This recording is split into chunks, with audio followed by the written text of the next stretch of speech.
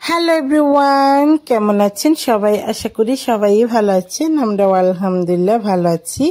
আজকে হলো রবিবার আর এখন বাজে সকাল 10:30। তো সকালবেলায় চাপটি বানিয়েছিলাম, ওগুলো দিয়ে ব্রেকফাস্ট করা হয়েছে। আর আমি ভাবলাম রান্নাবান্নাগুলোও করে ফেলি।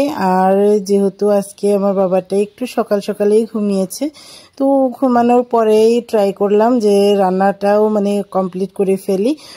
এই তো এখানে চাল কুমড়া নিয়ে আসছিল আগের দিন বাজার থেকে। তো যারা আগের ব্লগে দেখেছেন তারা হয়তো অবশ্যই জানবেন। এখানে কিছু মাছ, এগুলো হলো গ্লাস কার্প মাছ। তো এগুলোর থেকেও কিছুটা মাছের পরিমাণ আমি আলাদা করে রেখে দিয়েছিলাম।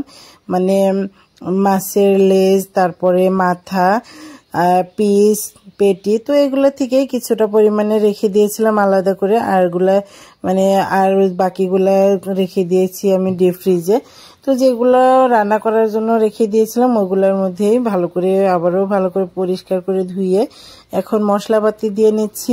আর তরকারিগুলাও কেটে নিয়েছি, চাল কুমড়া। এখানে হলুদ গুঁড়া, তারপরে ধনিয়া গুঁড়া আর স্বাদ মতো নুন, এগুলোই দিচ্ছি। দিয়ে তারপরে আমি বাটা মশলা দিয়ে রান্না করব। এই তো এখানে কিছুটা কাঁচামরিচ, পেঁয়াজ কেটে রেখে দিয়েছিলাম। এখন এই কাঁচামরিচ পেঁয়াজগুলো একটু ভাজা হয়ে গেলে তখন দিয়ে দিব আমি বাটা মরিচ। তো আগে থেকে আমি কাঁচা পাকা কাঁচামরিচ এগুলো একটু সিদ্ধ করে তারপরে আমি বেটে ফ্রিজের মধ্যে রেখে দিয়েছি। তো ওই মরিচের থেকেই একটু পরিমাণে মরিচ এখন আমি এই কাঁচামরিচ পেঁয়াজের উপরে দিয়ে দিব। আর যেহেতু ফ্রিজের মধ্যে আছে তো ওই জন্য ভাবলাম একটু ভেজেই দেই।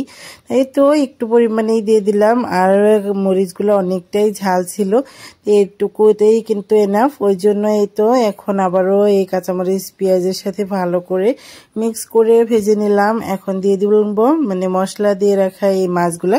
তো মশলা দিয়ে রাখা মাছগুলা দিয়ে দিলাম, দিয়ে আবারও ভালো করে নাড়াচাড়া করে নিয়ে মিশিয়ে নিব। আর মাছের পেটে কিন্তু অনেকটাই তেল ছিল। তো যেহেতু বাজার থেকে কেটে আনলেও কিন্তু নাড়ি ভুড়ি সহ যখন তেল থাকে ওগুলো দিয়ে দেয়, ওখান থেকে আমি কিছুটা পরিমাণে তেল ছাড়িয়ে নিয়েছিলাম। তো ওটাও আমি এই তরকারির মধ্যে দিয়ে দিলাম। আর ভালোই তেল তেল হয়েছিল। এখন একটু পরিমাণে পানি দিয়ে দিলাম, পানি দিয়ে তারপরে আবারও নাড়াচাড়া করে নিয়ে তারপরে এখন ঢাকনা দিয়ে ঢেকে দিব, মাছগুলো কষানোর জন্য। আর পানিটুকু না দিলে কিন্তু নিচের দিকে মাছ লেগেও ধরবে আর কষাতে প্রবলেম হবে। এই তো এখন মাছ তুলে নিব। আর ঢাকনাটা খুলে এখন মাছগুলো একটা একটা করে অন্য একটা বাটির মধ্যে তুলে নিচ্ছিলাম। আর এর মধ্যে ঢাকনা দিয়ে ঢেকে দেওয়ার পরে কিন্তু আরো একবার একটু নাড়াচাড়া করে নিয়েছিলাম। আর এই তো এখন আমি একটা একটা করে সবগুলা মাছ তুলে নিয়ে এখন দিয়ে দিব চাল কুমড়াগুলা। আগে থেকে কেটে ধুয়ে রেখে দিয়েছিলাম। তো ওই চাল কুমড়াগুলো এখন আবারও এই ঝোলের মধ্যে মশলা দিয়ে রাখা এই ঝোলের মধ্যে দিয়ে দিলাম। দিয়ে তারপরে আবারও নাড়াচাড়া করে নিয়ে তারপরে এখন ঢাকনা দিয়ে ঢেকে দিয়েছি।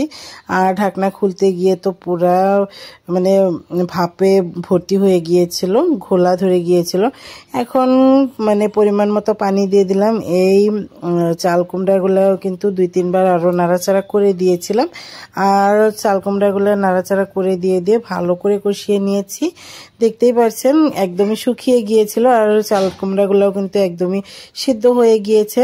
তো এই তো এখন আগে থেকে কষিয়ে রাখা ওই মাছগুলোও দিয়ে দিলাম। দিয়ে তারপরে এদিক থেকে আরো একটা তাওয়া বসিয়ে দিয়েছি, তাওয়ার মধ্যে আমি ডিম ভেজে নিব। এদিক থেকে তো তরকারি হচ্ছে। তো মেয়ে বলছিল অনেকদিন হলো ডিম ভাজি খাই না, তো ডিম ভাজি দিয়ে ভাত খাবো। ওই জন্য আমি একটু সরিষার তেলে এখানে 3টা ডিম গুলিয়ে নিয়েছি। তো বলছিল কাঁচামরিচ পেঁয়াজ দেওয়ার দরকার নেই, ওই জন্য আমি কাঁচামরিচ পেঁয়াজ না দিলেও একটু নুন আর হলো ওই যে কাঁচামরিচের পেস্ট যে রেখে দিয়েছি ওখান থেকে একটু পেস্ট কাঁচামরিচের দিয়ে তারপরে আবার ভালো করে ডিমের মধ্যে মিক্স করে নিয়েছি। আর এই তো এখন খুব সুন্দর করে ভেজে নিচ্ছি। অনেকটাই বড় হয়েছে, যেহেতু 3টা ডিমের অমলেট। তো এভাবে আমি আবারও ভালো করে উল্টিয়ে উল্টিয়ে ভেজে নিচ্ছি। আর তেল মাঝখানে জমা হয়ে গিয়েছে। আর এই তো এদিক থেকে এটা হতে থাক। আর এই তো এভাবেই মানে রান্নাগুলা কমপ্লিট করে নিব। আর এই দেখুন অনেকটাই কিন্তু মানে ঝোল শুকিয়ে আসছে, তো আরো কিছুটা পরিমাণে ঝোল শুকাতে হবে। ঝোলটা পরিমাণ মতো শুকিয়ে গেলে তখন আবার মানে অন্য একটা বোলের মধ্যে বেড়ে নেব।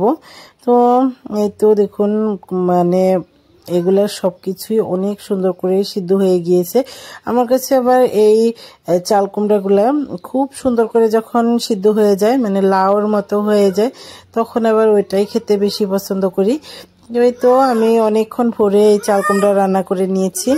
আমি একটা বোলের মধ্যে তরকারিটা ট্রান্সফার করে নিয়েছি, আর এখন রেখে দিব। খাওয়ার সময় হলে শুধু বের করে খাওয়া হবে ডিম আর ওই চাল কুমড়াগুলো আজকের মেনুতে।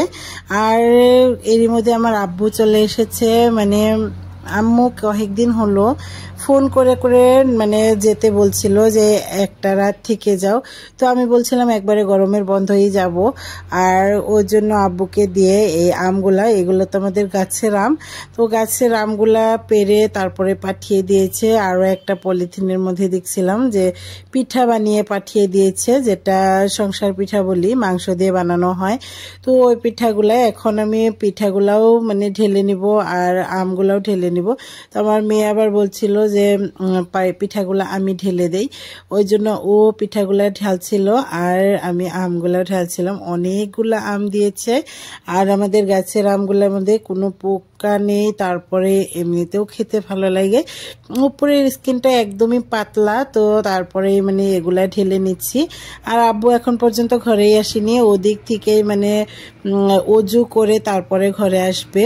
তো নামাজের যেহেতু দুপুরের নামাজের সময় হয়ে গিয়েছে, জোহরের নামাজের, তো এই তো এখন ঘরের ভিতরে আসার পরে আব্বু নামাজ পড়ছিল আর আমরা এগুলা মানে দেখছিলাম। আর এরই মধ্যে আমি আম খাচ্ছিলাম, আর এই আমটা ছিলে নিব এখন। তো আমার কাছে আমাদের বাড়ির গাছের আম অনেক বেশি ভালো লাগে।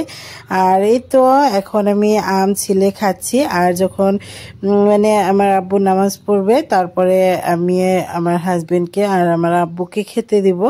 আর যেহেতু এগুলা নিয়ে আসছে, তো আমি তো এখন এগুলাই খাবো, তো আমি এখন আর ভাত খাবো না, মানে কিছুক্ষণ পরে খাবো।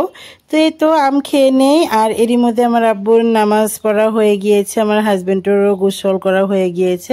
তো দুজনেকে মানে একসাথে খেতে দিয়েছি। আমার বাবাটাই বসে বসে মানে দুজনের সাথে গল্প করছিল। এই তো খাওয়া দাওয়া শেষ, এখন আমার আব্বু আমার বাবাটার সাথে খেলাধুলা করছে। তো যখন আমার আব্বু আসলো তখনই মানে আমার বাবাটা পাশে গিয়েছে, যাওয়ার পরেই জিজ্ঞাসা করছিল নানু কোথায়। তো ওর নানু তো আর আসেনি, তো বলছিল তারপর থেকে নানু নানু বলছে। যতক্ষণই মানে ওর নানার কাছে যাচ্ছে তখনই ওর নানুর খবর নিচ্ছিল। এই তো অনেকক্ষণ ভোরেই তার মানে দুইজনে একসাথে বসে গল্প করছিল। আমি আর আমার হাজবেন্ড আবার বলছিলাম আব্বুকে যে এখন খাওয়া দাওয়া হলো, কিছুক্ষণ শুয়ে আরাম করেন। আর বলছিল ঠিক আছে, তো কিছুক্ষণ খেলাধুলা করে তারপরে শুভ।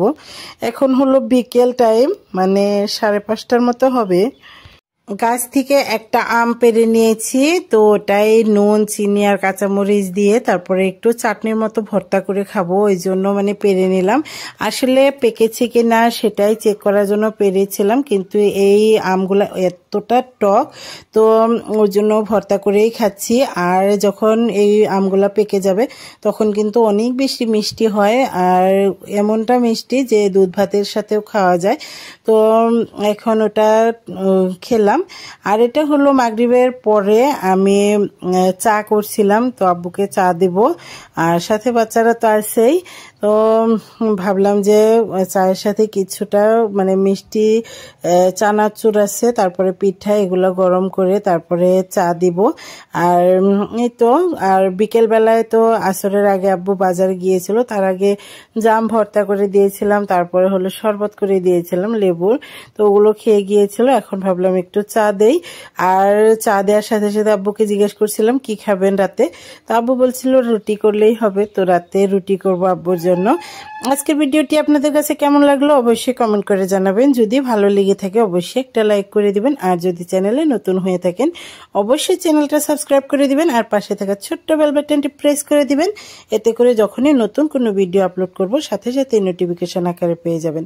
আজকের মতো এখানেই বিদায় নিয়ে নিচ্ছি, দেখা হবে নেক্সট কোনো ভিডিওতে। ততক্ষণ পর্যন্ত ভালো থাকবেন, সুস্থ থাকবেন, আমাদের জন্য দোয়া করবেন। আজকের মতো এখানেই বিদায় নিয়ে নিচ্ছি। আল্লাহ হাফেজ।